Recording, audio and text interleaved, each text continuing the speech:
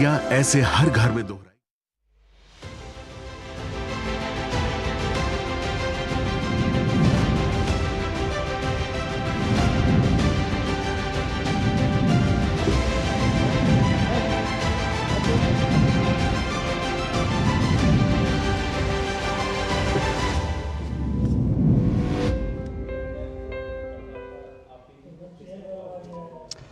नमस्कार, DD news आप देख रहे हैं। मैं हूं अशोक श्रीवास्तव, मेरे साथ मेरे सहयोगी आनंद प्रताप सिंह हैं। और आज चौथे चरण की पोलिंग हो रही है, मतदान हो रहा है। उसके साथ साथ अब सबकी निगाहें जो हैं वो अगले चरण के मतदान पर लगी हैं। और इनमें जो है आखिरी दौर में मतदान जो है वो वाराणसी में होना है। देश की सबसे वीआईपी लोकसभा सीट है, जहां से प्रधानमंत्री नरेंद्र मोदी वो चुनाव लड़ रहे हैं। और प्रधानमंत्री नरेंद्र मोदी अब से कुछ ही देर बाद वाराणसी पहुंचने वाले हैं, काशी पहुंचने वाले हैं। पूरा काशी सज धज कर तैयार है उनका स्वागत करने के लिए। प्रधानमंत्री का आज 5 किलोमीटर लंबा रोड शो होगा और हम इस रोड शो को आपको लाइव दिखाएंगे। हर एक कोने से पल पल की खबर दिखाएंगे, क्योंकि यूं तो प्रधानमंत्री नरेंद्र मोदी ने इस चुनाव में कई रोड शो किए हैं, लेकिन आज का रोड शो सबसे भव्य होगा, सबसे अनूठा होगा। कई कारणों से वो हम आपको सब बताएंगे, आपको सब चीजें दिखाएंगे। जैसा मैंने कहा, मैं अशोक श्रीवास्तव, मेरे साथ मेरे सहयोगी आनंद प्रताप सिंह हैं। शुक्रिया अशोक जी। और निश्चित तौर से जो बात आप कह रहे हैं, क्योंकि 2014 से लेकर 2019 और 2024 लगातार वो स्थितियां परिस्थितियां बनती रही हैं और आगे बढ़ती रही हैं, क्योंकि ये दिव्यता भव्यता लगातार विकास में भी, संस्कृति के विकास में और जो जमीनी विकास है उसमें भी आया और लोगों के जुड़ाव में भी आया। 2014 से 19 के मार्जिन की बात हो या फिर 24 में जीत के अंतर को लेकर लगातार जो चर्चा चल रही है, और निश्चित तौर से जिस बात का जिक्र अशोक श्रीवास्तव जी ने किया वो बेहद महत्वपूर्ण है कि बहुत से रोड शो अब तक हो चुके हैं 2024 की चुनौती में, लेकिन आज का जो रोड शो है करीब 5 किलोमीटर के आसपास का, ये एक मिनी इंडिया का मुजाहरा करता नजर आएगा। और कैसे एक मिनी इंडिया आज वाराणसी काशी में नजर आएगी, इसकी पल पल की तस्वीरें हम आप तक लगातार पहुंचाएंगे। लेकिन उससे पहले कुछ खबरों का भी रुख कर लेते हैं।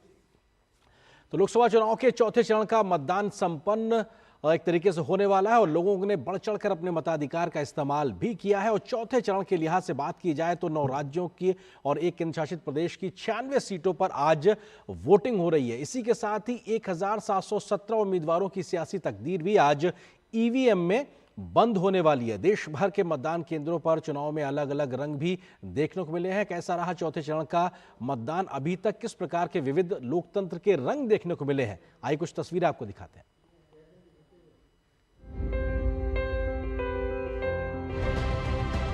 उत्तर से दक्षिण तक और पूरब से पश्चिम तक देश के हर हिस्से में लोकतंत्र के महापर्व को लेकर गजब का उत्साह देखने को मिला। 9 राज्यों और एक केंद्र शासित प्रदेश की 96 लोकसभा सीटों पर मतदाताओं ने वोटिंग में बढ़ चढ़कर हिस्सा लिया। सुबह से ही मतदान केंद्रों पर लंबी लंबी कतारें देखने को मिली। पहली बार वोट डालने वाले युवाओं और महिलाओं में अलग ही उत्साह देखने को मिला। युवाओं के साथ बुजुर्ग मतदाता भी सेल्फी लेकर दूसरे मतदाताओं का उत्साह बढ़ाते नजर आए। ये मेरा पहला मतदान था, तो मतदान करने के बाद मुझे बहुत खुशी हो रही है कि हाँ, मैंने अपने पसंदीदा कैंडिडेट को वोट किया, जिसको करके कि मुझे लगता है कि हाँ, हमारे एरिया के विकास में उनका कुछ अवदान, कुछ कंट्रीब्यूशन रहेगा। कि मोदी जी ने बहुत अच्छा काम किया है, एक उन्होंने बहुत ऊंचाई तक पहुंचाई है। जो भी आगे सरकार आए वो हमारे देश को बहुत ऊंचाई तक लेके जाए और पूरे विश्व में हमारा नाम हो। इसी चरण में श्रीनगर लोकसभा सीट के लिए भी वोट डाले गए। अनुच्छेद 370 हटने के बाद लोकतंत्र के इस महोत्सव में कश्मीर के लोगों ने भी बढ़ चढ़कर हिस्सा लिया। श्रीनगर और इसके बाहरी इलाकों के अलावा पुलवामा के ज्यादातर मतदान केंद्रों पर लोगों की भारी भीड़ देखने को मिली। युवाओं के साथ साथ लोकतंत्र के इस महापर्व में कश्मीरी महिलाओं ने भी बड़ी संख्या में हिस्सा लिया। जिंदगी का पहला वोट है जो मैं डालने जा रहा हूँ। इससे पहले आपने कभी वोट अभी जिंदगी में कोई वोट नहीं डाला है, पहली बारी मैं वोट डाल रहा हूँ बिकॉज ऑफ 370। हाँ, अपनी खुशी से वोट डाल रहे, क्योंकि हक बनता है मैडम, वोट डालना तो हक बनता है मैडम, क्योंकि इससे तो हमारा आने वाला फ्यूचर तो इससे ठीक हो जाएगा। देश भर में मतदान केंद्रों पर चुनाव के अलग अलग रंग भी देखने को मिले। झारखंड के लोहरदग्गा में सरहुल थीम पर आधारित थीमेटिक बूथ पर खूबसूरत नजारा देखने को मिला। वहीं सिमडेगा में एक मतदान केंद्र पर बुजुर्ग मतदाताओं का पुष्प वर्षा कर उनका अभिनंदन किया गया। उत्तर प्रदेश के बहराइच में दिव्यांग मतदाताओं के लिए विशेष व्यवस्था नजर आई। तो ओडिशा के ब्रह्मपुर में इको फ्रेंडली बूथ में डॉक्टरों, दवाइयों से लेकर सभी तरह के इंतजाम दिखाई दिए। मतदाताओं को प्रोत्साहित करने के लिए इंदौर में सुबह 7 से 9 बजे के बीच मतदान करने वालों को 56 दुकान संघ की ओर से फ्री में पोहा, जलेबी और आइसक्रीम भी बांटी गई। So very happy that the development it should be go in a phase manner. So if you compare with from the date of inception of the India after 75 years, now it is ahead of it, and very soon we will occupy the first 5 positions in the world. इस चरण में 9 राज्य और 1 केंद्र शासित प्रदेश की जिन 96 सीटों पर वोट डाले गए, उनमें आंध्र प्रदेश की सभी 25 लोकसभा सीटें शामिल हैं। तेलंगाना की सभी 17 लोकसभा सीटों पर भी इसी चरण में वोट डाले गए। उत्तर प्रदेश की 13 लोकसभा सीट, महाराष्ट्र की 11 लोकसभा सीट, पश्चिम बंगाल और मध्य प्रदेश की 8 लोकसभा सीट, बिहार की 5 लोकसभा सीट, उड़ीसा और झारखंड की 4 लोकसभा सीट और जम्मू कश्मीर की 1 लोकसभा सीट पर मतदान हुआ। इसके साथ ही 1717 उम्मीदवारों की किस्मत ईवीएम में कैद हो गई। छुटपुट वारदातों को छोड़कर मतदान पूर्णतः शांतिपूर्ण रहा। आंध्र प्रदेश से वोटर के साथ दुर्व्यवहार के 2 मामले सामने आए। गुंटूर में वाईएसआरसीपी विधायक अन्ना बाथुनी शिव कुमार ने एक वोटर को थप्पड़ जड़ दिया, तो जहीराबाद के कांग्रेस प्रत्याशी सुरेश शेतकर के भाई नागेश शेतकर ने एक वोटर को लात मारी। वहीं पश्चिम बंगाल के दुर्गापुर में भाजपा और टीएमसी समर्थकों के बीच झड़प हो गई। भाजपा का कहना है कि टीएमसी कार्यकर्ताओं ने मोटेश्वर में दिलीप घोष पर पथराव किया। मीडिया वाहनों में तोड़फोड़ की गई और कई लोगों को गंभीर चोटें आई हैं। चौथे चरण की 96 लोकसभा सीटों पर मतदान के साथ ही कुल 543 सीटों में से 379 लोकसभा सीटों पर मतदान पूरा हो गया। 4 चरणों के बाद आंध्र प्रदेश, तेलंगाना, मध्य प्रदेश, तमिलनाडु, राजस्थान, केरल, कर्नाटक, गुजरात और छत्तीसगढ़ जैसे प्रमुख राज्यों के अलावा असम समेत सभी पूर्वोत्तर राज्यों और गोवा में मतदान पूरा हो चुका है। साथ ही 4 केंद्र शासित प्रदेशों अंडमान और निकोबार द्वीप समूह, पुदुचेरी, लक्षद्वीप, दादर और नागर हवेली और दमन और दीव में भी मतदान हो चुका है। पहले चरण के लिए 19 अप्रैल को हुए मतदान का प्रतिशत 66.1% रहा, जबकि 26 अप्रैल को हुए दूसरे चरण में मतदान का प्रतिशत 68.8% रहा, तो 7 मई को हुए तीसरे चरण का मतदान प्रतिशत 65.68% दर्ज किया गया। चौथे चरण की इन्हीं 96 सीटों पर पिछले आम चुनाव में भाजपा ने शानदार प्रदर्शन करते हुए 42 लोकसभा सीटों पर जीत हासिल की थी, जबकि वाईएसआरसीपी को 22, टीआरएस यानी वीआरएस को 9, कांग्रेस को 6, टीएमसी को 4, टीडीपी को 3 सीटें मिली थीं। वहीं एआईएमआईएम, बीजेडी और शिवसेना को 2-2 सीटें, जेडीयू, एलजेपी, एनसीपी और जेकेएनसी को 1-1 सीट पर जीत मिली थी। अब देखना होगा कि इस बार मतदाताओं ने किसे जनादेश दिया है, लेकिन इसके लिए 4 जून का इंतजार करना होगा जब नतीजों का ऐलान होगा। जनादेश डेस्क, डीडी न्यूज।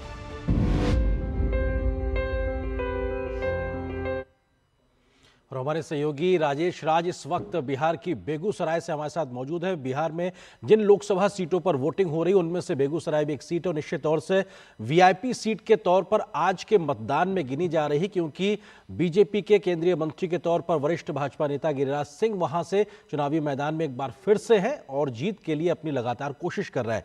राजेश, अभी तक के मतदान प्रतिशत को लेकर क्या स्थिति, क्योंकि अगर पूरे बिहार के आज के मतदान की बात करें तो करीबन 45.5% के आसपास का आंकड़ा आ रहा है। बेगूसराय को लेकर किस प्रकार की स्थिति है?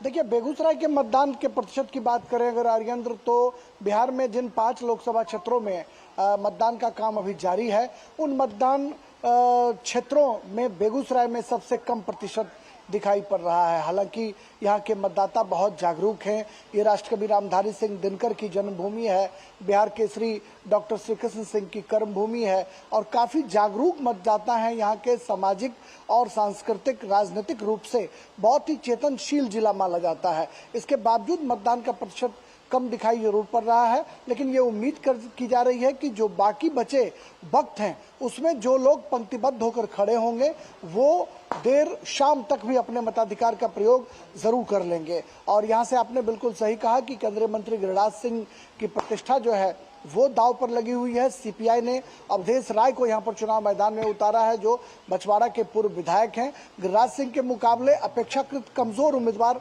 माने जा रहे थे, लेकिन मुकाबला चूंकि सीधा हो गया है। पिछली बार त्रिकोणात्मक मुकाबला था आरजेडी और सीपीआई से। जेएनयू छात्र संघ के पूर्व अध्यक्ष कन्हैया चुनाव मैदान में थे, लिहाजा दोनों मतों के बिखराव का लाभ सीधे तौर पर गिरिराज सिंह को मिला था, लेकिन इस बार अपेक्षाकृत कमजोर उम्मीदवार रहने के बावजूद फाइट चूंकि डायरेक्ट हो गई है, लिहाजा गिरिराज सिंह को थोड़ी मशक्कत जरूर करनी पड़ रही है, लेकिन वे अपने जीत के अंतर को, चूंकि पिछली बार 4.5 लाख मतों से के अंतर से गिरिराज सिंह चुनाव जीते थे, तो एक तरफ जहां उन्हें अपने जीत के मतों का जो अंतर है उसको मेंटेन रखना उनके लिए बहुत चुनौतीपूर्ण दिखाई पड़ रही है, तो वहीं एक जमाने में लेनिनग्राद और मिनी मॉस्को कहा जाने वाला बेगूसराय का जो लाल दुर्ग है वो पूरी तौर पर खिसक चुका था, और इस बार अवधेश राय को चुनाव मैदान में लाकर जो लाल झंडा है वो अपने को मजबूत करने की कोशिशों में जुटा हुआ है कि अपनी जो खोई जमीन है उसको वापस किया जाए। लेकिन ये देखने वाली बात होगी कि पिछली बार कन्हैया कुमार को 2,12,000 वोट मिले थे। जी राजेश, हम इसको बार बार जो है कहते हैं कि लेनिनग्राद की बात करते हैं, मॉस्को की बात करते हैं, लेफ्ट की बात करते हैं, लेकिन सच बात तो ये है कि एक आइडियोलॉजी के तौर पर जिस तरह से पूरे भारत से सफाया हो चुका है, सिर्फ अगर केरल के कुछ हिस्सों को छोड़ दे, केरल की बात छोड़ दे, तो बेगूसराय भी अब लेफ्ट का गढ़ रहा नहीं। जो लेफ्ट के नेता कन्हैया कुमार पिछली बार वहां चुनाव लड़े और जीते, हालांकि आज भी उन्होंने बेगूसराय में जाके वोट करा क्योंकि वो वोटर वहीं के हैं, आज वो कांग्रेस के टिकट पे दिल्ली से लड़ रहे हैं, और लेफ्ट भी वहां पर जो है अगर चुनाव लड़ रहा है तो वो कांग्रेस और आरजेडी के कंधे पर चढ़कर लड़ रहा है। तो क्या सिर्फ ये लेफ्ट जो है बेगूसराय से पूरी तरह से खत्म हो चुका है? तो साफ है, क्या ये सिर्फ अपना एक लाल झंडे की कहीं ना कहीं उसकी लाली थोड़ी सी एक बनी रहे? क्या उस संघर्ष वो आपको वहां दिख रहा है क्या?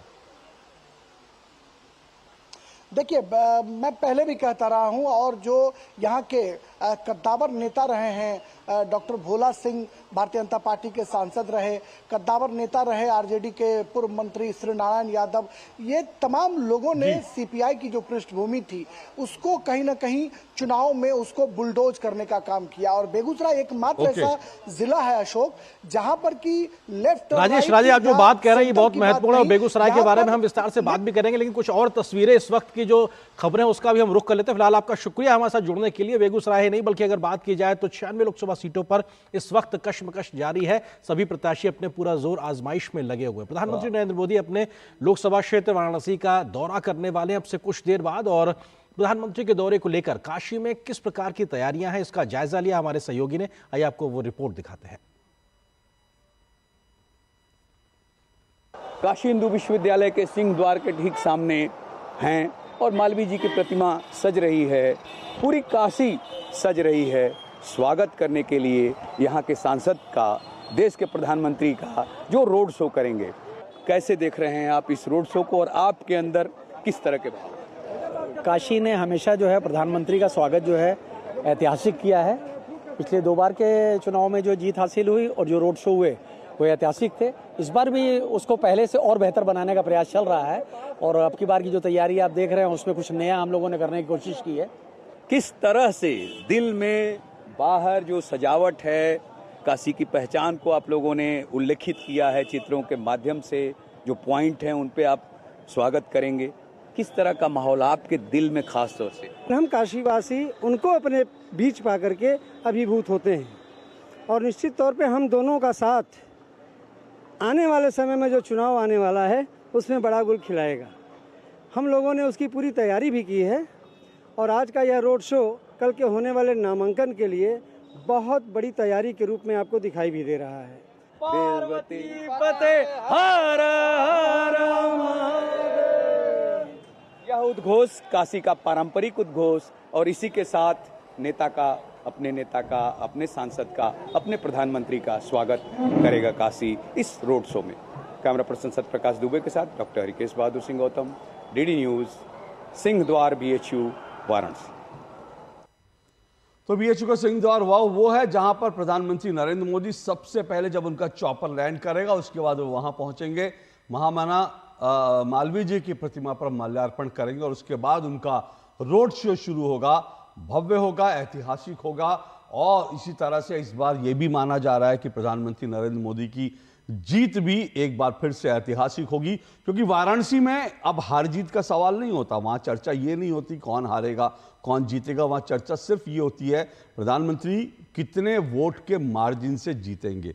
तो उनका रोड शो उस मायने में जो है एक माहौल बनाने का काम करता है। हम एक छोटा सा ब्रेक ले रहे हैं, ब्रेक के बाद लौटेंगे और आज उनके जो रोड शो है उस पर लगातार हमारी नजरें बनी हुई हैं, हमारी कैमरा टीम तैनात है, हमारे रिपोर्टर्स तैनात हैं। आपको वहां की पल पल की खबरें आपको सीधा दिखाएंगे, सिर्फ डीडी न्यूज पर बने रहिए हमारे साथ। बात जब पीढ़ियों के लिए बनने वाले घर की हो तो जिम्मेदारी बड़ी हो जाती है। गैलेंट समझता है ये जिम्मेदारी। अब डबल एम रिब्स के साथ गैलेंट एडवांस TMT रीबार, निर्माण का रियल हीरो। शुक्ला बता रहा था आपके बाबूजी ने जायदाद का कुछ हिस्सा नौकर के नाम कर दिया। अब नौकर हर काम अपना घर समझ के करेगा। समर कूल, जो हर दिल करे कबूल। और इस छोटे से ब्रेक के बाद आप सभी का फिर से स्वागत है और हमारी नजरें लगातार बनी हुई हैं, जिसका हम जिक्र कर रहे हैं उत्तर प्रदेश की लोकसभा की वो सीट जिस पे देश भर की नजरें हैं, वाराणसी। क्योंकि कल प्रधानमंत्री नरेंद्र मोदी फिर से सांसद के तौर पर अपना नामांकन दाखिल करने जाने हैं और ऐसे में उससे पहले आज भव्य रोड शो भी है। किस प्रकार की तैयारियां हैं वो भी अपने आप में बहुत जरूरी है। उत्तर प्रदेश के वाराणसी में आज प्रधानमंत्री नरेंद्र मोदी का रोड शो होने वाला है। कुछ देर बाद प्रधानमंत्री के इस रोड शो को लेकर काशी को भव्य तरीके से सजाया और संवारा जा रहा है। बनारस की जनता में प्रधानमंत्री को देखने का और उनकी एक झलक पाने की बेताबी एक बार फिर से भरपूर तरीके से दिखाई पड़ रही है। आज रोड शो के बाद प्रधानमंत्री कल वाराणसी संसदीय क्षेत्र से नामांकन भी अपना दाखिल करेंगे। ऐसे में प्रधानमंत्री के रोड शो को लेकर उनके नामांकन दाखिल करने पर पूरे देश की नजर है। किस प्रकार से हमारे संवाददाता शैलेंद्र मिश्र ने वाराणसी की जनता के मन की टोह लेने की कोशिश की, रोड शो की तैयारियों का जायजा लिया, क्या कुछ निकला, आइए आपको रिपोर्ट में दिखाते हैं। हम इस वक्त मौजूद हैं काशी हिंदू विश्वविद्यालय के मुख्य गेट पर, यानी जहां पर पंडित मदन मोहन मालवीय की प्रतिमा है। इस गेट से ही प्रधानमंत्री नरेंद्र मोदी का रोड शो आज शाम शुरू होगा। आप यहां पर देख रहे हैं तैयारियां पूरी हो चुकी हैं, उत्साह दिख रहा है काशी हिंदू विश्वविद्यालय के इस मुख्य गेट पर, जिसे लंका गेट के नाम से जानते हैं। यहाँ पर पंडित मदन मोहन मालवीय की प्रतिमा पर माल्यार्पण के बाद प्रधानमंत्री नरेंद्र मोदी रोड शो शुरू करेंगे और काशी के इसी मुख्य रास्ते से ये रोड शो गुजरेगा। तकरीबन 5 किलोमीटर का ये रोड शो होगा, जो रविदास गेट, मदनपुरा, गोदलिया से होते हुए खत्म होगा काशी विश्वनाथ धाम के मुख्य द्वार पर। और ये पूरा रास्ता भाजपा के झंडे, यहाँ पर आप देखें वो माहौल वो दिखाई देता है कि प्रधानमंत्री नरेंद्र मोदी काशी आ रहे हैं रोड शो के लिए, अपने जनता से मिलने के लिए। और हम जानते हैं 2014 में जब सब पहली बार प्रधानमंत्री नरेंद्र मोदी नामांकन कर लिए आए हुए थे काशी, तब उन्होंने कहा था कि मां गंगा ने उन्हें बुलाया है काशी। और तब से लगातार प्रधानमंत्री अपने संसदीय क्षेत्र आते रहे हैं और इस बार नामांकन के लिए आ रहे हैं। मंगलवार यानी कल नामांकन होना है। एनडीए शासित राज्यों के मुख्यमंत्री, तमाम एनडीए के नेता मौजूद रहेंगे। काशी की पुरातन संस्कृति को संजोते हुए जो तस्वीर बदली है काशी की, उसकी एक पूरी झलक आप इस रोड शो में देखेंगे। तकरीबन 5 किलोमीटर का ये रोड शो होगा। बात करेंगे यहाँ पर जो काशी में जो कार्यकर्ता हैं उनसे। देखिए, आज का यह ये जो रोड शो है माननीय यशस्वी प्रधानमंत्री जी का, आज तक भारत में माननीय प्रधानमंत्री जी की जितने भी रोड शो हुए हैं, जितने भी नामांकन हुए, उन सबसे भव्य और दिव्य, उन सबसे बड़ा रोड शो होने जा रहा है। और रिकॉर्ड तोड़ भीड़, जब शाम को आप यहाँ पर आएंगे तो देखेंगे सरसों फेंकने की भी जगह नहीं रहेगी इस काशी में। काशी की जनता ने मोदी जी को अपने बेटे के रूप में स्वीकार किया है, इसलिए यहाँ की जनता कहती हमार काशी हमार मोदी। नहीं, रोड शो है, कल नामांकन है, उसी को देखना है। इस तरह की जनता उत्साह दिखाया जाता है, जनता के उत्साह को, जोश को, उमंग को देखने के लिए आए हम लोग भी। बनारस की जनता क्या चाहती है? आप देखिए, एकमात्र लोकसभा है जो देश का प्रधानमंत्री चुनती है, तो निश्चित रूप से काशी सबसे ज़्यादा हॉट सीट है पूरे देश के अंदर। और कल प्रधानमंत्री जी का नामांकन है, आज रोड शो है और काशी ऐसे सजी हुई है जैसे दिवाली पे सजती है। इतनी गर्मी में भी, चुनाव की गर्मी के आगे सब अपनी गर्मी को भूल चुके हैं। तो निश्चित रूप से देश की जनता का जो उत्साह दिख रहा है उसके हम साक्षी बने हुए काशी में, और बहुत अच्छा यहाँ पे रिस्पांस देखने को मिल रहा है। कैमरामैन संजय जैना के साथ शैलेंद्र मिश्र, डीडी न्यूज, वाराणसी। तो वाराणसी सज धज कर तैयार है। प्रधानमंत्री नरेंद्र मोदी कुछ ही देर में वहां पर पहुंचेंगे। आपको लगातार बता रहे हैं उनका जो रोड शो होगा उसका सीधा प्रसारण हम आपको दिखाएंगे। ऐसा माना जा रहा है कि वाराणसी में जो प्रधानमंत्री का रोड शो होगा, इसमें जो तमाम पॉइंट्स बनाए गए हैं, 5 किलोमीटर का जो रोड शो होगा, इसमें करीब 5 लाख से ज़्यादा लोग शामिल होंगे। कुल मिलाकर ये माना जा रहा है 5 लाख से ज़्यादा लोग शामिल होंगे। और आपको ये भी बता दें, प्रधानमंत्री मोदी आज वाराणसी में जो रोड शो करेंगे उसके बाद वो काशी विश्वनाथ के बाबा के दर्शन करेंगे। काशी विश्वनाथ कॉरिडोर के CEO से बातचीत की हमारी संवाददाता रीमा पाराशर ने। सोमवार का दिन, महादेव का दिन, और आज का दिन वैसे भी बहुत खास है। पहले तो हम आपको दिखा दें कि काशी कॉरिडोर बनने के बाद इस तरह से यहाँ पर महादेव के दर्शन के लिए भीड़ लगातार रोज लाखों की उमड़ती रहती है। और आज जबकि सोमवार है तो भीड़ आनी स्वाभाविक है। शाम को प्रधानमंत्री नरेंद्र मोदी, जिन्हें मां गंगा ने बुलाया है, यही वो दरवाजा है जहां से प्रधानमंत्री नरेंद्र मोदी जब एक काशी कॉरिडोर का उन्होंने उद्घाटन किया था तब यहां से गंगा जल लेकर आए थे और जलाभिषेक किया था महादेव का। तो बेहद ही खास दिन।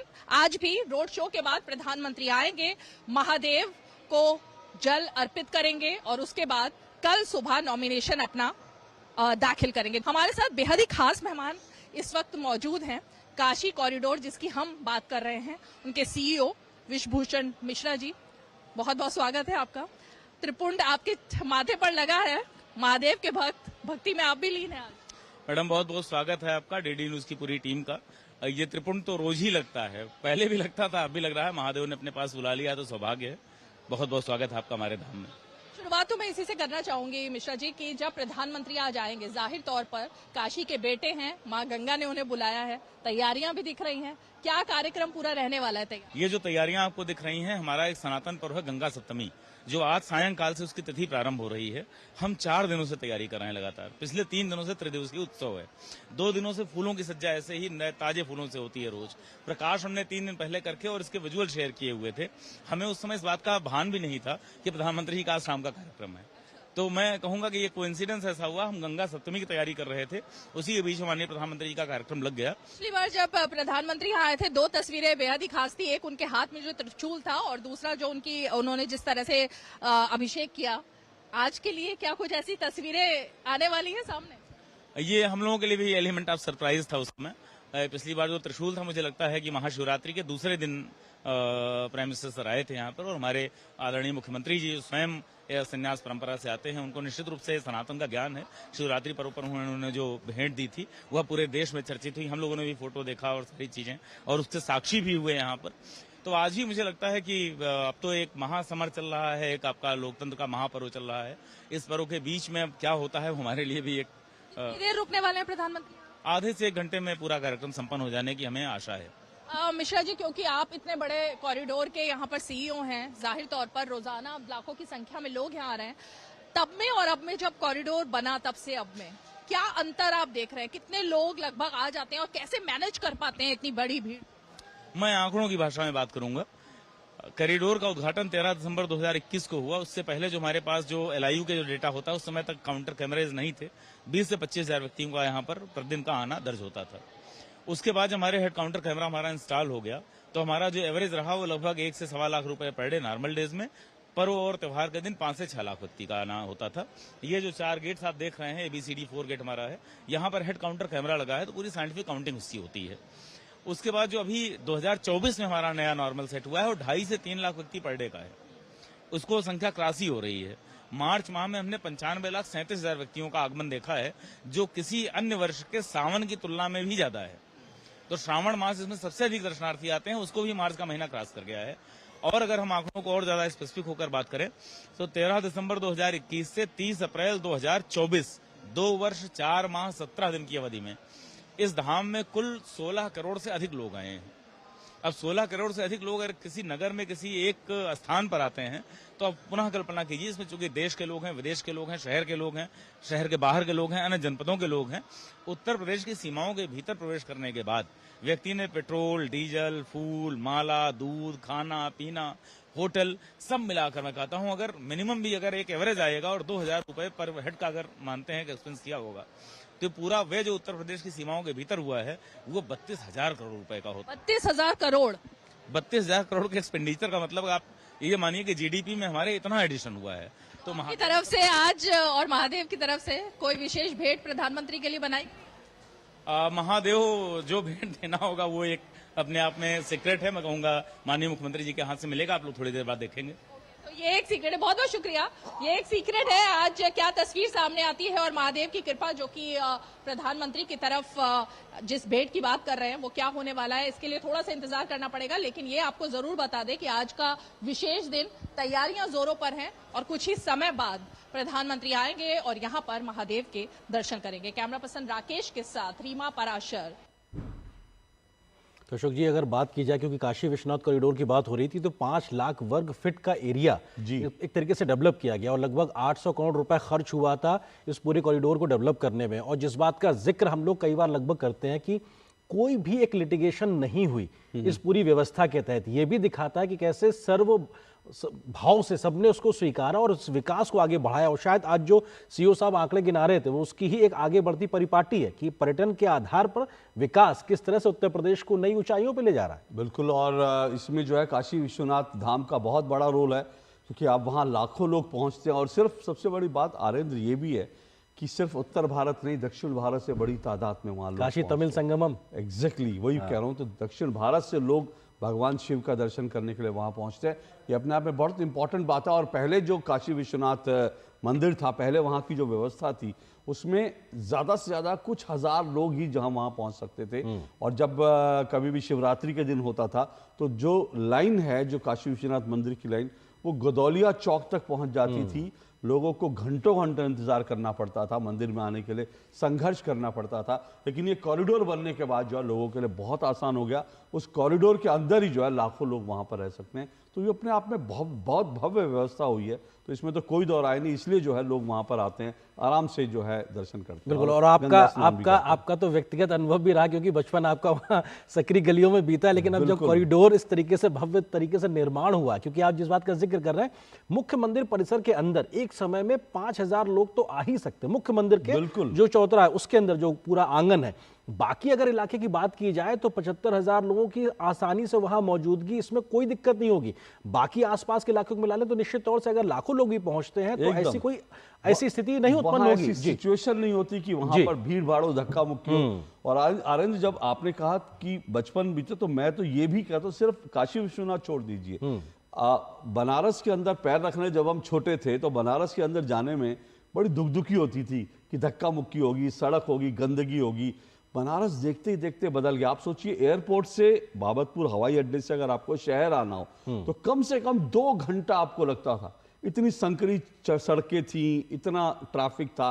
लेकिन अब जो है आप 25 मिनट में, 30 मिनट में आप पहुंच जाते हैं एयरपोर्ट से। इतनी शानदार सड़कें हो गई, क्योंकि बनारस जो है एक ऐतिहासिक शहर है। उसके बारे में कहा जाता है कि दुनिया का ऐसा सबसे पुराना जीवित शहर है। तो उसमें जो संकरी गलियां हैं वो तो अभी भी उसकी खासियत है। विदेशी लोग अभी भी आते हैं छोटी छोटी गलियां देखने के लिए। उन गलियों में मतलब साइकिल और स्कूटर से ही आप जा सकते हैं, गाड़ी तो जा नहीं सकती। लेकिन जो सड़कें हैं जो उन गलियों को जोड़ती हैं, कम से कम वहां पर अब आप आराम से जा सकते हैं। सीवर लाइन बिछ गई है, वो सारी चीजें जो हैं। ये देखिए इस वक्त जो हम दृश्य देख रहे हैं, देखिए लोगों का उत्साह देखिए।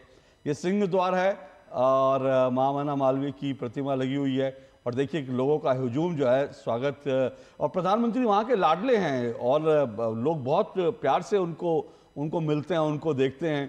और आप सोचिए कि आप जो अशोक जी कहते हैं ना कि छोटी सी गलियां, लेकिन जो भव्य विकास भी हुआ है ना, इतनी बड़ी चौड़ी सड़कों के बाद भी सड़क नहीं दिख रही है, लोग ही लोग नजर आ रहे हैं। आपने जो चहेते शब्द इस्तेमाल किया वो उसको रेखांकित करता है। और आप जिस बात का जिक्र कर रहे थे कि भगवान शिव ने, पौराणिक कथाओं के आधार पर भगवान शिव ने लगभग 5000 वर्ष पहले काशी की स्थापना की थी। और ये बताता है कि कैसे एक संस्कृति का केंद्र ही नहीं बल्कि आध्यात्म का सबसे बड़ा ऐसा केंद्र बिंदु है काशी, जो आज देश ही नहीं बल्कि दुनिया के अलग अलग कोनों में एक तरीके से आस्था और पर्यटन के लिहाज से अपने आप में बड़ा केंद्र बन गया है। और आज की जो तस्वीरें हैं वो शायद एक बार फिर से उस भव्यता, दिव्यता को दुनिया के सामने प्रदर्शित करेंगे। लेकिन ये विहंगम दृश्य भी बहुत कुछ बयां करता है। चहेते, लाडले, आप जिन परिभाषाओं से सुशोभित करना चाहें प्रधानमंत्री सांसद को, वो कह सकते हैं।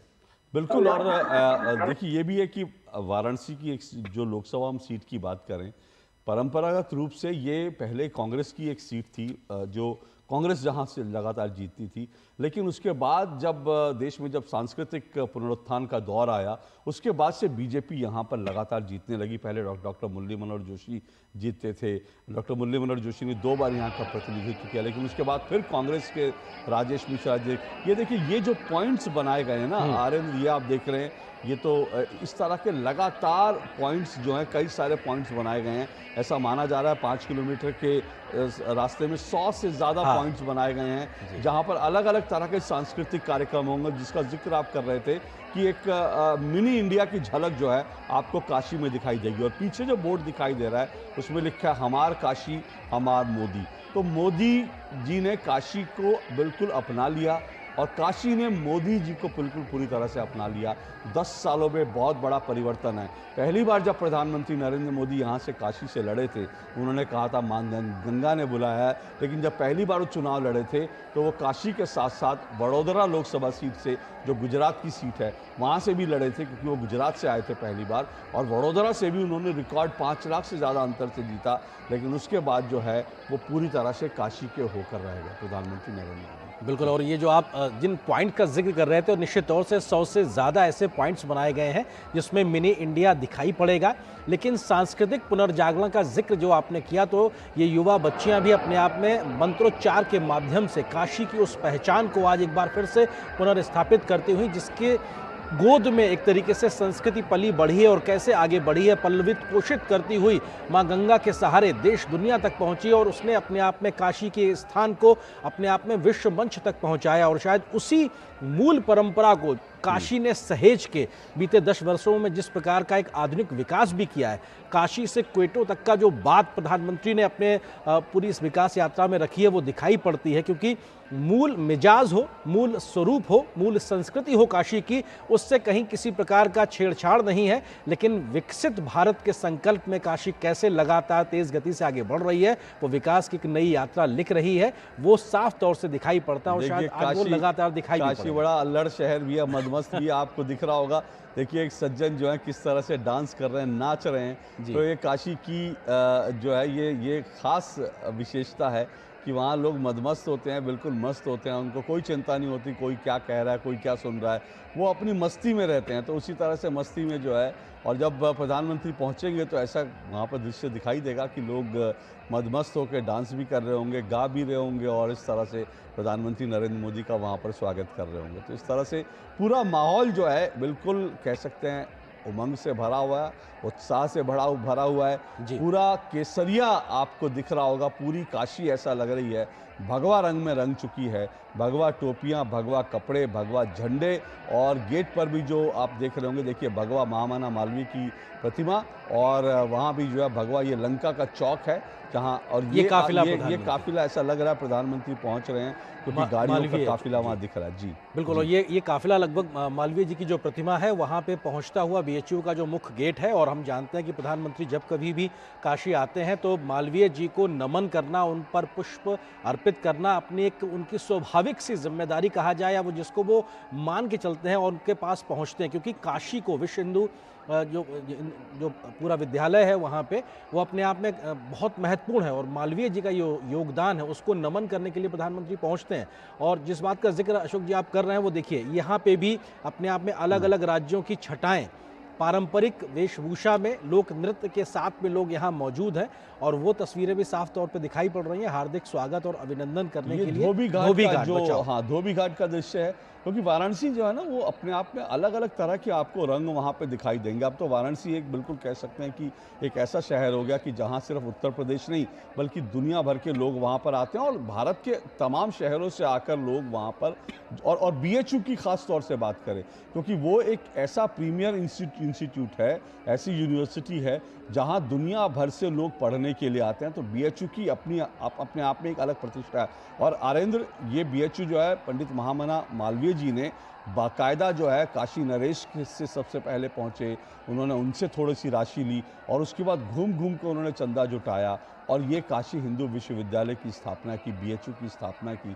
और पंडित महामना मालवीय जी का जो योगदान है उसको नरेंद्र मोदी जी ने उसको रिकॉग्नाइज़ किया, और पंडित मदन मोहन मालवीय जी को भारत रत्न से भी उन्होंने सम्मानित किया। प्रधानमंत्री वहां पहुंच गए, जो हमें खबर मिल रही है उनका तस्वीरों में दिखती रहती है। बिल्कुल उनका जो हेलीकॉप्टर है वो लैंड कर गया, चॉपर लैंड कर गया और मालवीय जी की प्रतिमा, जी हाँ, ये प्रधानमंत्री की पहली झलक भगवा कुर्ते में और सफ़ेद उसके ऊपर उन्होंने बंडी पहन रखी है और प्रधानमंत्री नरेंद्र मोदी महामना मालवीय को श्रद्धांजलि देने के लिए और उनकी एक तस्वीर लेने के लिए बनारस के लोग, काशी के लोग जो है, देखिए पीछे से जहां आपको लोग दिखाई देंगे उनकी एक तस्वीर ले लेना चाहते हैं अपने प्रिय नेता की। हमार काशी हमार मोदी, ये भाव है पूरा काशी का, जो आज प्रधानमंत्री नरेंद्र मोदी का स्वागत करने के लिए लोग जुटे हैं। बिल्कुल, वो स्टेयर्स पे जो सीढ़ियाँ वहाँ तक उनकी मूर्ति तक जाने के लिए हैं, उससे पहले जो वो एक कदम ठहरे थे, उन्होंने अपने जो जूते या चप्पल पहने थे उसको उतारा। तो ये एक सम्मान भाव भी दिखाता है कि आपके मन में किस प्रकार का भाव है उस व्यक्ति के लिए जिसने BHU दिया। BHU ने देश भर को कितने समृद्ध नागरिक दिए, जिन्होंने देश को आगे बढ़ाने में कितना बड़ा योगदान दिया है।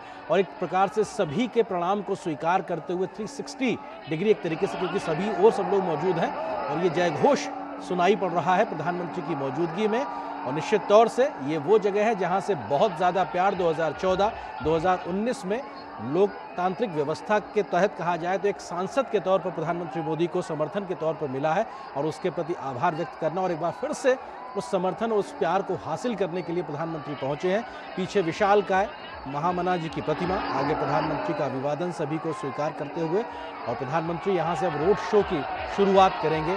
बड़ी संख्या में लोगों की मौजूदगी और हर कोई फ़ोन के साथ एक तस्वीर लेने के लिए उत्सुक नज़र आ रहा है। अशोक जी, बिल्कुल, प्रधानमंत्री की एक झलक जो है पाने के लिए लोग बेताब हैं। वहाँ पे देखिए सबके हाथों में मोबाइल है, मोबाइल के लोग उनकी तस्वीरें खींच रहे हैं। इस पल को जो है ये उनके लिए अविस्मरणीय पल है, इसलिए वो चाहते हैं कि इस पल को जो है अपने कैमरों में कैद कर लें, अपने मोबाइल में कैद कर लें, क्योंकि उनके लाडले, उनके दुलारे नेता और प्रधानमंत्री नरेंद्र मोदी, फिर मैं कह रहा हूँ कि जहाँ पर जिस तरह से उन्होंने काशी को अपनाया है, माँ गंगा ने उनको बुलाया था और काशी के एकदम होकर रह गए। इतनी बार उन्होंने काशी का दौरा किया जिसकी कोई गिनती नहीं है। बहुत सारे सांसद होकर भी लोग वहाँ पर इतने दौरे नहीं करते, लेकिन प्रधानमंत्री होने के बावजूद उन्होंने काशी के न सिर्फ इतने दौरे किए बल्कि काशी का कायाकल्प कर दिया है प्रधानमंत्री नरेंद्र मोदी ने। इसका श्रेय तो उनको जाता और इसलिए लोग नरेंद्र मोदी जी से को लेकर के उनके मन में भाव है। देखिए मोदी परिवार ये भी वहाँ पर आपको दिख रहा है, मैं हूँ मोदी का परिवार, जो प्रधानमंत्री। और इस वक्त जो है आप देखिए प्रधानमंत्री नरेंद्र मोदी के साथ उत्तर प्रदेश के मुख्यमंत्री योगी आदित्यनाथ भी उनकी कार में, उनके काफिले में सवार होते हुए योगी आदित्यनाथ और प्रधानमंत्री नरेंद्र मोदी। उत्तर प्रदेश के जो डबल इंजन की आपको वहाँ पर जो है गाड़ी दिख रही है। प्रधानमंत्री नरेंद्र मोदी तैयार हैं और उनका रोड शो, उनका काफिला 5 जो है किलोमीटर का ये सफ़र है और ये कितने घंटे में होगा कहना मुश्किल है, क्योंकि इतनी भीड़ है, इतनी बड़ी तादाद में लोग वहाँ उपस्थित हैं, इसलिए उसको कितना समय लगेगा ये अनुमान लगाना मुश्किल है। क्योंकि अभी वो हमने देखा बैनर मोदी का परिवार और अपने आप में इस चुनाव के तपिश में हमने परिवारवाद और परिवार मोदी का परिवार, इसकी एक बहुत बड़ी हमने व्याख्या भी सुनी है, बहुत चुनावी तपिश भी देखी, लेकिन आपको दिखाई पड़ रहा है जो ये हज़ारों की संख्या में एक फ्रेम में जो लोग दिख रहे हैं और निश्चित तौर से लाखों लोग पहुंचेंगे। जब मोदी के परिवार की बात होती है तो कह सकते हैं कि आप उत्तर प्रदेश के जब वाराणसी पहुंचेंगे तो हर एक कोई व्यक्ति एक परिवार के तरीके से स्वागत करता नजर आता है प्रधानमंत्री को। बिल्कुल आप ठीक कह रहे हैं। प्रधानमंत्री नरेंद्र मोदी तो काशी के लोगों के बीच आप जाएंगे तो उनको लगता है कि हाँ मोदी जी तो हमारे अपने ही हैं, हमारे परिवार का हिस्सा है। ये तो काशी में भाव है ही, क्योंकि इस हद तक लोग प्रधानमंत्री जी को पसंद करते हैं, उनको चाहते हैं। देखिए मातृशक्ति जो महिलाएं बड़ी तादाद में वहाँ दिखाई दे रही हैं और भगवा उन्होंने जो है वस्त्र भी पहने हैं और सर पर जो है भगवा टोपियाँ भी हैं, साफा है और इस तरह से जो है प्रधानमंत्री नरेंद्र मोदी का तो ये लंका चौक है जहाँ से अब प्रधानमंत्री नरेंद्र मोदी का काफिला निकला है। लंका चौक काफ़ी फेमस है वहाँ पर और लंका चौक की खासियत आरेंद्र ये भी है कि वहाँ पर जो है लंका चौक की मिठाइयाँ बहुत अच्छी मिलती हैं। वहाँ पर लंका चौक पर जो है आपको लस्सी बहुत बढ़िया मिलेगी। लोग लंका चौक पर विशेष रूप से रात को आते हैं लस्सी पीने के लिए और लंका चौक पर लवंग लता वहाँ की एक ख़ास मिठाई है बनारस की, उसको खाने के लिए लोग वहाँ पहुँचते हैं। तो लंका चौक की अपनी बहुत खासियत और क्योंकि वो यूनिवर्सिटी से जुड़ा हुआ इलाका है तो वहाँ पर आपको रात 24 घंटे वहाँ पर आपको दिखाई देगा कि लोग घूम रहे हैं, स्टूडेंट्स घूम रहे हैं, आराम से वहाँ पर एंजॉय कर रहे हैं, चाय पी रहे हैं, लस्सी पी रहे हैं, इस तरह से और राजनीति भी कर रहे हैं। लंका के चौक पर जो है आप देखेंगे तो स्टूडेंट्स और बाकी आम लोग भी वहाँ चाय की दुकानों पर बैठ के खूब राजनीतिक बातचीत भी बहुत करते हैं। तो ये प्रधानमंत्री का काफिला वहाँ से शुरू हुआ है और उनको वो विक्ट्री साइन बनाकर प्रधानमंत्री एक स्वीट हाउस भी पीछे नजर आ रहा था। आप मिठाई की बात कर रहे थे पीछे बैनर में, तो ये मिठास भी घुलती नजर आ रही है तस्वीरों के माध्यम से। संभवतः कैमरामैन ने सुन लिया होगा, लेकिन जो ये तस्वीरें हैं अशोक जी, निश्चित तौर से ये दिखाई पड़ रहा है। और अभी तक हमने जितने भी चुनावी रोड शो देखे प्रधानमंत्री के, तो जिस शहर में वो रोड शो करते हैं वहाँ का जो संबंधित सीट का जो प्रत्याशी होता है बीजेपी का, वो उनके साथ मौजूद होता है। लेकिन यहाँ पर खुद प्रधानमंत्री प्रत्याशी के तौर पे भी हैं, तो अपने आप में उनकी दोहरी पहचान के तौर पे वहाँ मौजूद हैं, एक प्रत्याशी के तौर पर भी और एक प्रधानमंत्री के तौर पर भी, क्योंकि वो जन समर्थन जन जन का प्यार पाने के लिए और मोदी का परिवार का जो बैनर दिखाई पड़ रहा है, उस परिवार की आत्मीयता के साथ आगे बढ़ने के लिए वो उस समर्थन को हासिल करने के लिए पहुंचे हैं। और लगभग 5 से 6 किलोमीटर का लंबा रोड शो, जिसकी लंका चौक से शुरुआत हुई है। प्रधानमंत्री ने सबसे पहले महामना मदन मोहन मालवीय जी की प्रतिमा पर माल्यार्पण किया, पुष्प अर्पित किए, और उसके बाद से ये इस रोड शो की जस्ट अभी शुरुआत हुई है। प्रधानमंत्री के इस विशेष वाहन के आगे अगर बात की जाए तो सैकड़ों महिलाओं का वो दल है जो भाजपा के झंडे के रंग से मिलती जुलती या कहा जाए भगवा कलर की साड़ी पहने हुए हैं। सर पे भगवा साफा भी उन्होंने लगाया हुआ है। उत्साह उनके साथ है और उनके हाथ में एक समर्थन को लेकर एक तरीके से बैनर पोस्टर्स भी नजर आ रहे हैं। और प्रधानमंत्री के एक तरीके से रोड शो की शुरुआत करने से एक उत्साह एक नए स्तर पे पहुंचता दिखाई पड़ रहा है। प्रधानमंत्री के साथ उत्तर प्रदेश के मुख्यमंत्री योगी आदित्यनाथ की मौजूदि, और उत्तर प्रदेश में इस बात का जिक्र लगातार होता, जो आपने कहा होगी कि डबल इंजन की सरकार या फिर मोदी योगी की जोड़ी, क्योंकि बहुत कुछ 7-8 वर्षों में उत्तर प्रदेश में और 10 वर्षों के लिहाज से देखा जाए तो बदला है, और ज़मीन पे बदलाव शायद इसीलिए सबकी चर्चा भी होती है। बिल्कुल, और योगी आदित्यनाथ लोकप्रिय मुख्यमंत्री हैं। प्रधानमंत्री देश के ही दुनिया के सबसे लोकप्रिय नेताओं में से एक हैं, और ये जोड़ी अपने आप में जो उत्तर प्रदेश में जो है बहुत एक सशक्त जोड़ी कह सकते हैं।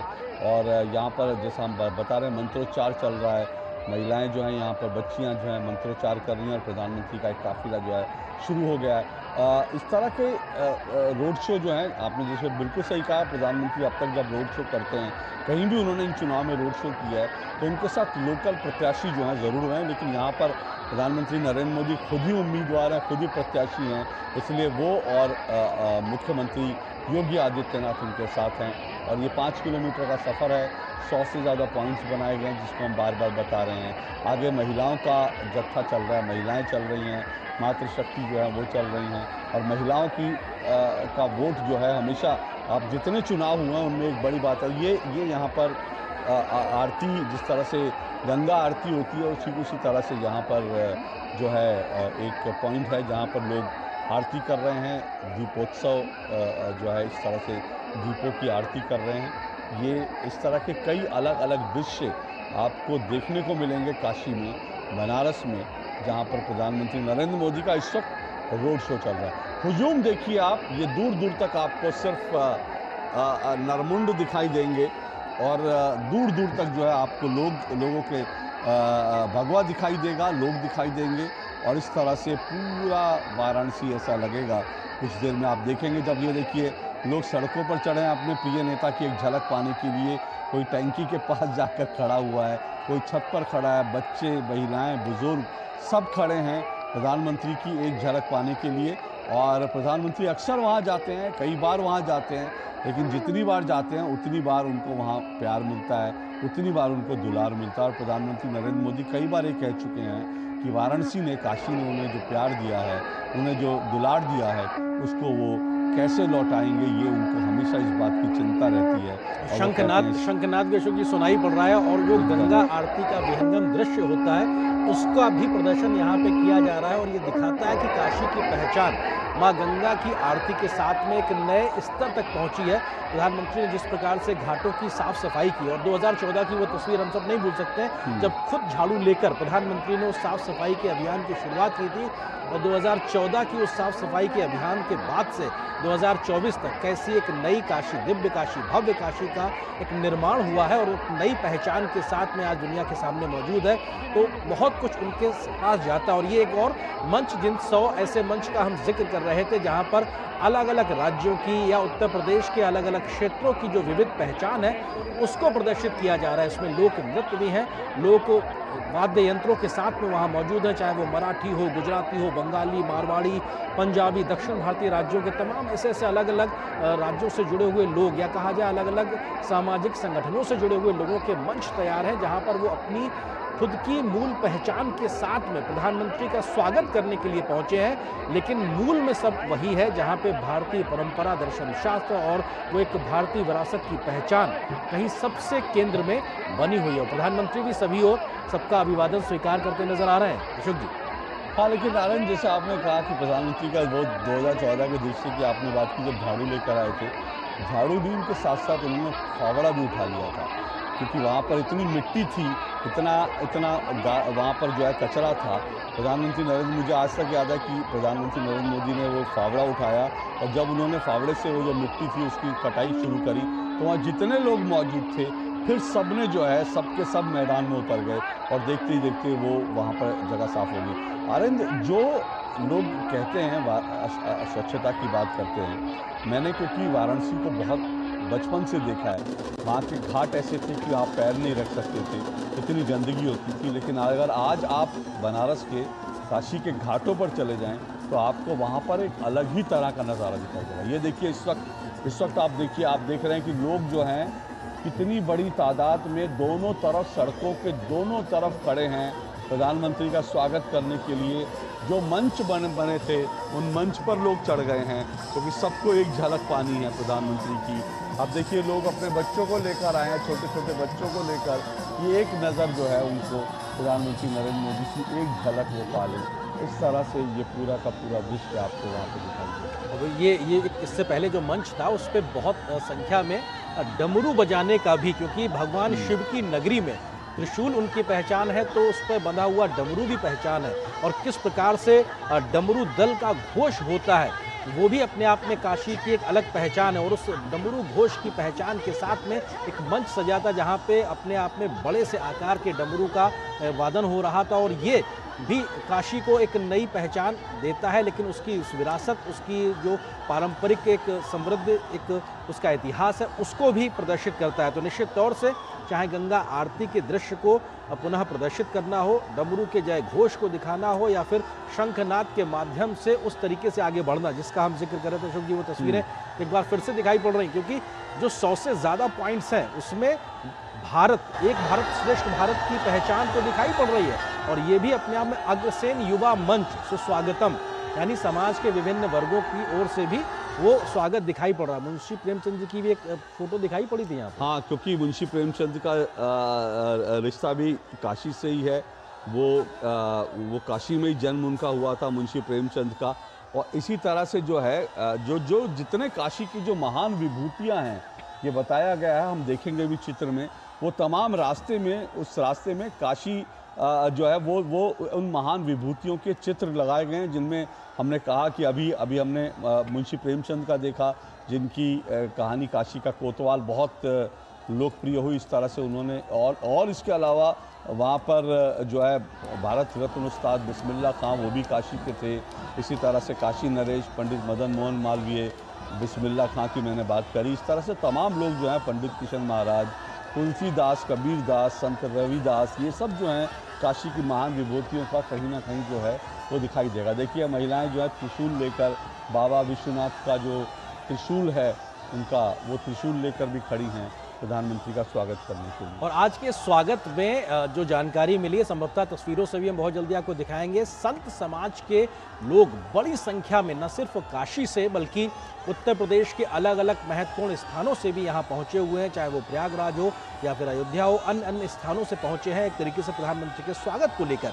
तो ऐसे में बेहद महत्वपूर्ण है कि संत समाज की ओर से भी प्रधानमंत्री का स्वागत, उनको आशीर्वचन देना, और किन्नर समाज की ओर से भी प्रधानमंत्री के स्वागत सत्कार के लिए बड़ी संख्या में पहुंचने की जानकारी लगातार आई है। वो तस्वीरें डमरू का जी बिल्कुल, और ये डमरू और ये बच्चे अपने आप में, क्योंकि बच्चे ये शंखनाद अपने आप में ये दिखाता है काशी अविनाशी है, उसकी पहचान लगातार बनी हुई है। उस पहचान को कैसे आगे बढ़ाना है, उसको संरक्षित रखते हुए विकसित भारत की ओर आगे बढ़ना है, लेकिन अपने मूल को नहीं छोड़ना है, अपने मूल मिजाज को नहीं छोड़ना है, अपनी मूल पहचान को नहीं छोड़ना। और शायद काशी इसीलिए अपनी उन मूल संस्कृतियों को सहेज के आगे बढ़ने की ओर अग्रसर है। इसीलिए शंख नाद भी सुनाई पड़ रहा है, डमरू का जय घोष भी सुनाई पड़ रहा है, तो हमको त्रिशूल भी दिखाई पड़ रहा है, गंगा आरती की वो प्रतिकृति भी दिखाई पड़ रही है कि कैसे माँ गंगा की आरती होती है। और 14 में तो प्रधानमंत्री ने कहा ही था, 2014 में माँ गंगा ने मुझे बुलाया, और उसके बाद से ऐसा बुलाया है कि लगातार यहीं पे प्रवास भी दिखाई पड़ता है। हर साल न जाने कितनी बार प्रधानमंत्री अपने संसदीय क्षेत्र पहुंचते हैं। और एक और मंच जहां पे लोग प्रधानमंत्री का स्वागत कर रहे हैं, तो प्रधानमंत्री ने भी उनकी ओर उनके स्वागत को स्वीकार किया। देखिए, बहुत जैसे मैंने कहा, बहुत चौड़ी सड़कें वहाँ नहीं हैं। वो आप देख रहे होंगे कि आसपास कितने पास में लोग खड़े हैं, और जो है अभी भी ये हम जो देख रहे हैं वो मुझे लग रहा है ये अभी हम लंका चौक के पास से, ये पीछे हुजूम है लोगों का, जहाँ से अभी ये पूरा का पूरा काफिला गुजर रहा है। और 5 किलोमीटर का सफ़र है, और मुझे लगता है कि ये 4 से 5 घंटे तक ये प्रधानमंत्री का ये काफिला जो है कितना समय ले सकता है। ये रोड शो जो है भव्य और दिव्य रोड शो है ये। और प्रधानमंत्री नरेंद्र मोदी भी भगवा कुर्ते में दिखाई दे रहे हैं, और इसी तरह से ये आप देखिए कि डमरू जिसका जिक्र किया जा रहा है, बच्चियां देखिए कितनी उत्साहित नजर आ रही हैं। हाँ, एकदम छोटी छोटी बच्चियां हैं जो वहाँ पर नृत्य कर रही थी, अब प्रधानमंत्री नरेंद्र मोदी को मंत्रमुग्ध होकर देख रही हैं। जो डमरू बज रहा है, प्रधानमंत्री कुछ समय पहले प्रधानमंत्री नरेंद्र मोदी भी जब पहुँचे थे काशी, तो उन्होंने भगवान शिव की आराधना करते हुए खुद भी जो है डमरू उठाया और डमरू बजाना उन्होंने शुरू कर दिया। बिल्कुल, अपने आप में 5 से 6 किलोमीटर के इस रोड शो में 100 ऐसे स्थान बनाए गए हैं जहां पर भारत के विभिन्न राज्यों की कला संस्कृति को प्रदर्शित किया जाएगा। तो वहीं काशी की विशेष पहचान लगातार एक बार फिर से पुनः प्रदर्शित की जाएगी। साथ ही साथ उत्तर प्रदेश के लिहाज से भी एक पहचान की बात की जाए तो वो दिखाई पड़ती है। हमारे सहयोगी शैलेंद्र मिश्र इस वक्त वाराणसी में मौजूद हैं, प्रधानमंत्री के इस महत्वपूर्ण दौरे को, रोड शो को कवर करने के लिए पहुंचे हुए हैं। शैलेंद्र, जो कैमरे के माध्यम से सीमित तस्वीरें वो तो हम देख पा रहे हैं, लेकिन आप विहंगम दृश्य को जरा अपने तरीके से बयां कीजिए, जो आप वहां पे देखने के साथ साथ महसूस भी कर पा रहे हैं उस वक्त की फिजा में। इस वक्त गर्मी के बाद भी लोगों का उत्साह, उमंग लगातार बना हुआ है। आप कैसे शब्दों में बयां करेंगे शैलेंद्र? बिल्कुल आरेंद्र, हमने 2014 में भी ठीक इसी जगह पर वो रोड शो देखा था, जब प्रधानमंत्री नरेंद्र मोदी बीजेपी उम्मीदवार के तौर पर यहाँ पर रोड शो करने आए थे, और उन्होंने कहा था कि मां गंगा ने बुलाया है। और आज जब कल प्रधानमंत्री नरेंद्र मोदी का नामांकन होना है, और अब से थोड़ी देर पहले जो आपने तस्वीरें देखी, पंडित मदन मोहन मालवीय की प्रतिमा पर श्रद्धा सुमन अर्पित करने के बाद प्रधानमंत्री नरेंद्र मोदी का रोड शो शुरू हुआ। और उसके बाद हमने देखा कि सड़कों के दोनों तरफ पिछले कई घंटों से न केवल बीजेपी कार्यकर्ता, आम लोग, महिलाएं प्रधानमंत्री नरेंद्र मोदी के इंतजार में यहाँ खड़े हुए थे। हम सब जानते हैं कि वाराणसी में जिस रास्ते से रोड शो हो रहा है, सड़कें अब चौड़ी हो चुकी है, और जो घाट वाराणसी के एक प्रश्न कहें विकास के प्रतीक के तौर पर सामने उभरे हैं। और जिस बात को भारतीय जनता पार्टी, केंद्र की सरकार कहती रही है कि विरासत को संजोते हुए हम विकास को आगे ले जा रहे हैं, पहचान को मजबूत करते हुए, उसकी एक पूरी झलक काशी की संस्कृति की, काशी की विरासत की, काशी के वैभव की पूरी झलक आप देख रहे हैं रोड शो में तस्वीरों के जरिए। जब प्रधानमंत्री नरेंद्र मोदी का काफिला आगे बढ़ रहा है, सड़कों के दोनों तरफ बड़ी संख्या में युवा हैं, महिलाएं हैं, और एक तरफ BHU है, आधुनिक शिक्षा का केंद्र है। उसमें हम जानते हैं कि तमाम विषयों की पढ़ाई होती है, तो तमाम वो संस्कृत पढ़ने वाले वेद पाठी छात्र हैं, छात्राएं हैं जो प्रधानमंत्री नरेंद्र मोदी का स्वागत कर रहे हैं। इस पूरे 5 किलोमीटर में तकरीबन 100 जगह पर हम देख रहे हैं कि छोटे बड़े मंच बनाए गए हैं, जहां काशी की संस्कृति की एक पूरी झलक दिखाई देती है। और ये तस्वीरें बताती हैं कि दरअसल काशी किस तरह से एक विकास मॉडल के तौर पर दुनिया के सामने है। काशी कैसे बता रहा है कि भारत जो नया बदलता हुआ भारत है, वो अपनी जड़ों को मजबूत करते हुए, पुष्पित पल्लवित सिंचित करते हुए आगे बढ़ रहा है। और तस्वीरों की झलक है, ये भारत की झलक है, ये काशी की झलक है, जो अपने जड़ों को संजोते हुए आगे बढ़ रहा है, जो दिखा रहा है कि आज काशी में एक बड़े जगह पर आप देखें तो लटकते हुए तार नहीं दिखाई देते। काशी में आप देखें तो चमचमाती हुई लाइट दिखाई देती है। काफी अभी आज मैं बात कर रहा था सुबह, तो एक शख्स ने बहुत महत्वपूर्ण बात कही कि इसी लंका गेट के आसपास तमाम इन्वर्टर की दुकानें थी, अब इन्वर्टर की दुकानें बंद है क्योंकि 24 घंटे बिजली आती है, अब उसकी कोई जरूरत नहीं है। तो ये बदलाव की साक्षी काशी है, जो बता रही है कि उत्तर प्रदेश किस तरह से बदला है, किस तरह से उत्तर प्रदेश एक काशी एक उदाहरण के तौर पर लोगों के सामने है। और ये तस्वीरों में प्रधानमंत्री नरेंद्र मोदी अभिवादन स्वीकार करते हुए, और यही वजह है कि सिर्फ किसी एक वर्ग के, किसी एक आयु वर्ग के युवा नहीं, केवल युवा नहीं, आप बड़ी संख्या में महिलाएं देख रहे हैं, बड़ी संख्या में आप बुजुर्ग देख रहे हैं। और तमाम हमने उन लोगों से बात की जो 11-12 बजे दिन में ही दोपहर में यहाँ आए थे, वो प्रधानमंत्री नरेंद्र मोदी की नजदीक से झलक देखना चाहते थे। तमाम लोग जो काशी के आसपास के लोग हैं, वो भी प्रधानमंत्री नरेंद्र मोदी को देखने यहाँ पर आए हुए हैं। तो आज एक मेला लगा हुआ है, या कह सकते हैं कि पूरी काशी आज एक उत्साह से लबरेज नजर आ रही है।